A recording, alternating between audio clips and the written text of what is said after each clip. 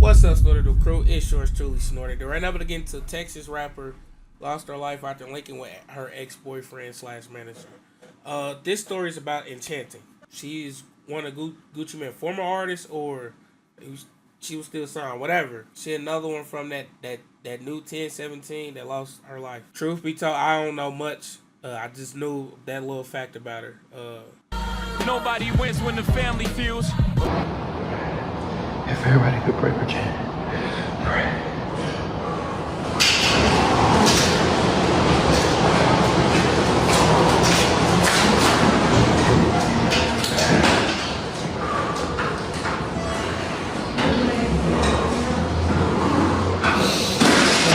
I've been thugging in the bricks all night, and I'm strapped up for protection, keep them sticks off right. I win the same, cause we both got extensions. And don't you try to give me your heart, cause I got bad intentions. So icy, girls. See the vibe? Let's talk about, I gotta ask you about Enchanting. That's the elephant in the room. When you look you up, that's a history that can't be denied. How important do you feel like you were to her career blossoming who she is? How important? Yeah. If I didn't exist, she wouldn't exist. I need you. And I'm down for you always. Katie, do you love me? Me. How important of a role he played? That nigga said if it wasn't for me, she wouldn't exist. Like he was her daddy or something. That was crazy. Shannon, how long was you asleep? I thought you just said you were asleep. I was. What you dreaming about? I just woke up. What you dreaming about? Nothing. Shannon, how long was you asleep? It's okay to report on something and not know everything to the story. In no way, shape, or form is it cool to try to be first to speak on how somebody lose their life, or lost their life rather, before they family do. What we doing? Fam, going on in the last 24 hours?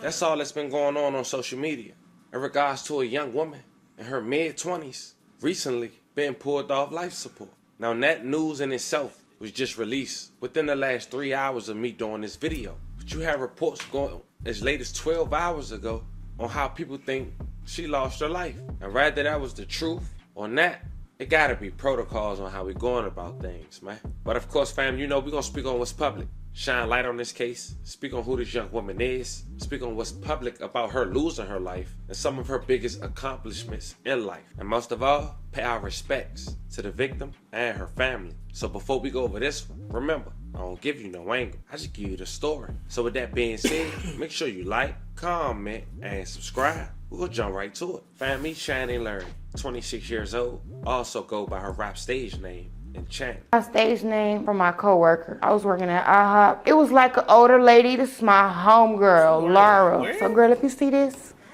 God damn. Where? She do pretty work for goddamn IHOP. So with that being said, make sure you like, comment, and subscribe. We'll jump right to it. Fam, me, Shannon Larry, 26 years old, also go by her rap stage name, Enchanting. My stage name from my coworker. I was working at IHOP. It was like an older lady. This is my homegirl, Laura. So, girl, if you see this, you the one. But my real name is Channing, and at first I came up with like my other artist name. It was so ugly. We're not even gonna speak on it. So my coworker, she was like, your name should be Enchanting. Like, I feel like that fits you, and it's close to your real name. And I was like, And then boom, I just ran with that. FYI, I don't know why her eyes was like that. There wasn't no editing on my part. That's how the eyes was on the video. I don't know if that's a thing for the platform, but I just wanted to throw that out there. Now, Enchanting is from Fort Worth, Texas. And at times, you might see her throwing up this hand symbol and rapping the beat. That stands for 6 Block, her neighborhood. A neighborhood located on a 2200 block of Stall Cup Road, which is also the neighborhood Fort Worth, Texas rappers CJ Casino and Bugatti Casino grew up as well. It's also the location where Enchanting dropped one of her first videos 5 years ago with Bugatti Casino in a track titled Bricks. I've been thugging in the bricks all night, and I'm strapped up for protection, keep them sticks off right. From the start, Enchanting was gaining the buzz, but it seemed it was someone that was in that music video that only had a cameo that claimed to have a huge part in Enchanting's career. His name is Johnny Damn D. And apparently he a rapper himself, dropping a track just last month, and the track title, Back to the Whoa. Hey, I smoke a pea of dope every week. I be hot in the bitch. I'm like, hey. Now the reason he important to this video is I just peeped. Buddy got the reverse shag. That motherfucker not even a Boosie cut. That motherfucker is own identity, my nigga. Whoa. That motherfucker. Alright, stop, bro, cause I'm really going fed, bro. dropping a track just last month, and the track title, Back to the Whoa. Hey, I smoke a pea of dope every week. I be hot in the bitch. I'm like, hey. Now the reason he important to this video, because prior to my research on this, I knew nothing about him. So the man who put out the information to the world that Enchanting was on life support yesterday, while he allegedly in the hospital, while he went to social media, fam, your guess is good as mine. That man is Johnny Damn D. If everybody could pray for Jen, pray.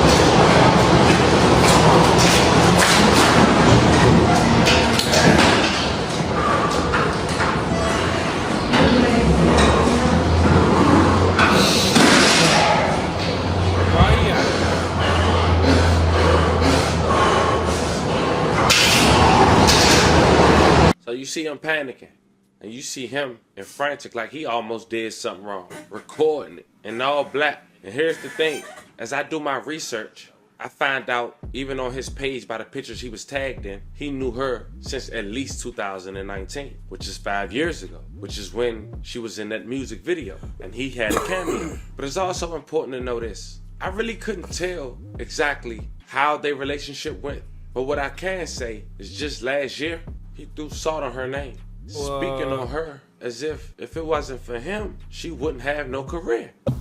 You one of those guys, man. Like I said, we can't not talk about the elephant in the room.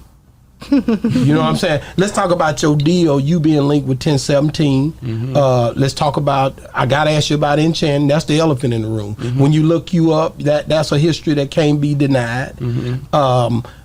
How important do you feel like you were to her career blossoming who she is? How important? Yeah. If I didn't exist, she wouldn't exist. That's how much. That's how. If you didn't exist, she wouldn't exist. She wouldn't exist. But what did you do to impact her so much that you felt like if it wasn't for me, you wouldn't be here? Pretty much anything you can ever think of an artist is supposed to do for themselves, I had to do for her. I took it. I took an image, I took a face, and I pretty much put everything together what I thought people would love. The music that I thought people would attract to. I posted the sexual content that people would attract to on Instagram just to build a page. Yeah, but you said something. You said everything that an artist should do for themselves. Yeah. So you saying that she didn't actually do anything? No. You did it all. No, I mean she had what part did she play and what part did you play? The face and the voice. That's all she played with. She was the face and the voice. What record labels do for artists is what I was doing by myself. A&R and all that. Everything. I had 10 jobs in one. I was writing the songs, recording the songs, mixing the songs, marketing the songs. So she didn't write her own songs? No, I mean, she wrote her own songs. I don't want to take credit away from what she did do. She did write songs. But there's a difference between a good song and great songs and hit songs. Okay, so you critiqued her song. I critiqued her style to where it was like, when I met her, she probably had a EP on SoundCloud with like 25 plays, but I seen the vision and I took. I ain't gonna sit here and lie like cap and all that. For him to say that and then give me every role a good manager will play is crazy. That's all it is. He said that, but he was just, I mean, they probably had a relationship going on, but goddamn, this the chick you rolling with, you supporting her, you behind her, this shit you gonna do. You know what I mean? To get on a podcast and say, if it wasn't for her, goddamn it, she wouldn't exist, is crazy to me. He basically just did whatever a good manager would do. Yeah. But I'm gonna keep listening to him. What her vision was, and I added to it, and together we made motherfucking history. How did y'all meet? That's what I was about to ask. It was on Facebook. She was just like known in Dallas Fort Worth as a pretty face on Facebook, and Snapchat, shit like that. And I just found her, and heard the music. I told her to send me something. She sent me a song. She had a nice voice. And then from there on, I just hit her up and told her to come to the studio, and that's how we met. And boom.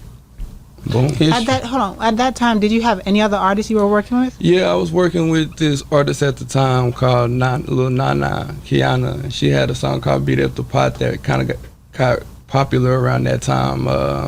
And that's what really attracted Channing to what I had going on, because she seen Kiana, and she knew Kiana, and she seen Kiana growing, scaling. So she was like, I gotta figure out what's going on over here. So that's how she got in the mix with me. So you like working with females? It's just I seen the vision before Cardi B and everybody came out. She trying to head, honey. So you like working with females? Seen that females were gonna be the next wave.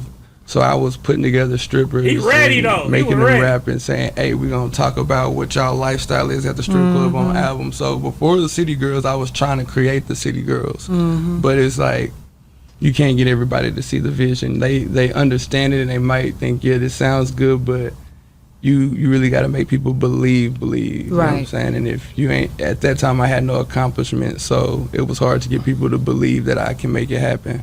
But Channing was one of those people who believed that I can make it happen over time, so it happened for her. So when you say it happened for her, you guys were together, you created a sound and you created a wave, and then 1017 comes into play. How long after? Not only how long after, but how did it all happen? You know what I'm saying? How did 1017 happen? Yeah, how did they link up with you guys? How did that whole thing happen? There was a couple of more people that tried to reach out prior to 1017. Who was it? We had L.A. Reid with Hitco tried to reach out, Hitco, who else was it? We had Def Jam in the beginning. We had Epic Records. We had a meeting with Sylvia Rone. That was cool as fuck. Yeah. You know what I'm saying? Then why you didn't choose any of them? Crazy situation that happened, and I guess it was a conflict of interest. So, can you tell what crazy situation? I mean, just people we dealt with prior to the situation, and we got blackballed. This person tried to blackball us from having any type of accomplishments, but you can't stop. Somebody from the Dallas area, Fort Worth area? Yeah, somebody from Dallas, Fort Worth. Really?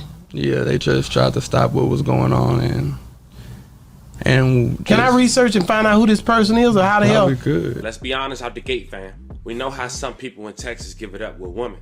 Now this man sound bitter, and this was just last year. Once again, shout out to Boss Talk. But also, why are you around this woman months later after that in this type of situation after speaking down on her? The whole thing don't sit well with me, fam. You gotta let me know, but keep this in mind. Now he spoke on her getting that deal with 1017, but that was through Epic. Of course, Gucci Mane put that roster together with Pooh Shiesty, Fujiano, and others during the pandemic. But according to his page and pictures he was tagged in, Enchanting was possibly signed to Epic in 2019 and was added to the new 1017 roster when Gucci had made that label by Epic. She dropped 2 albums under that new deal, No Love in 2022 and Love Scarred / No Love Deluxe in 2023.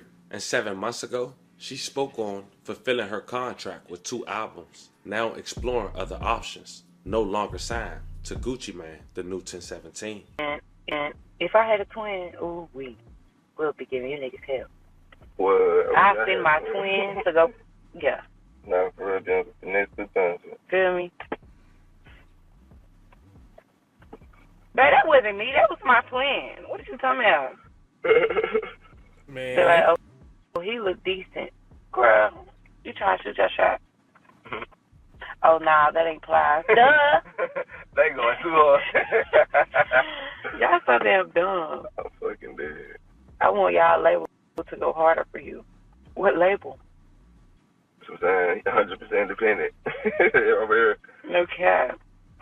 So years contract killers though, you know. No cap. In and out. In and out, gang. Man, that show what I'm finna do. 2 project in and out. Man. It's a long ass contract. Not no bullshit. It be like in the small print. It be like we can renew up to 4 times. Yep. What? Facts on God. 4 times? Hell no. No sir. No sir. Not me. Niggas don't be knowing how to get up out their deals. That's why niggas be crying to these labels and be, yeah. All you got to do, baby, send that contract to a lawyer. She gonna find something wrong with it. Because that's exactly what I did. Terminate that motherfucker. Terminate that motherfucker. They fucked up. Baby, when you sign me, you better make sure you ain't nothing wrong with that paperwork, because I will get up at your deal. Now, as we continue this video, it's important to know this. During her time with the new 1017, she developed a real tight relationship with another label mate from Memphis, Big Scar. She alleged that was his best friend as well, knowing Big Scar also lost his life last year on a story we reported on, which I'll leave the link in the bio, due to an overdose. And we want to say rest in peace to Big Scar, and it's crazy how you can be here today and gone tomorrow. And the guy that was in that video of her explaining her label deal that we just watched, his name was CJ Casino, and he also went to Facebook within the last 3 hours to confirm that Enchanting family had pulled the plug. He wrote, "They pulled the plug, bro. This so effed up. I just knew you was finna pull through. Love Enchant, which is her Instagram, you gonna forever be Stop 6 Princess and Casino First Lady. They don't know all hours you spent at Casino Studio, sleeping there, making music, putting that shit together, and you went way further than us. I always told you how proud I was of you. You brought 1017 Gucci, which is Gucci Man, to the hood, and I was the first person you called. I'll never forget you kept it solid through your whole career. It was nothing I couldn't call you for. You effed the game up with this one. Broken heart emojis. Long live Big Chant." As of now, it's still unclear exactly how Enchanting lost her life. None of that is important. Sending love and prayers, as I would like to her family and her supporters, is the best we can do at this moment. Trust and believe, we do smell something a little fishy, but it's more developed and it turned public and it's confirmed. Fam, you know I'm gonna keep you guys updated. This was the story of basically a Texas female rapper who lost her life suddenly. Yeah, I thought he was gonna say something, but like how she just randomly lose her life like this. She looked like a pretty normal person, made in normal health. Ain't nothing like a goddamn health scare or something that's going out the woodwork, get her to pass like this. So I feel like something major happened, man. Time will tell everything, though. It's your boy Snorm gone.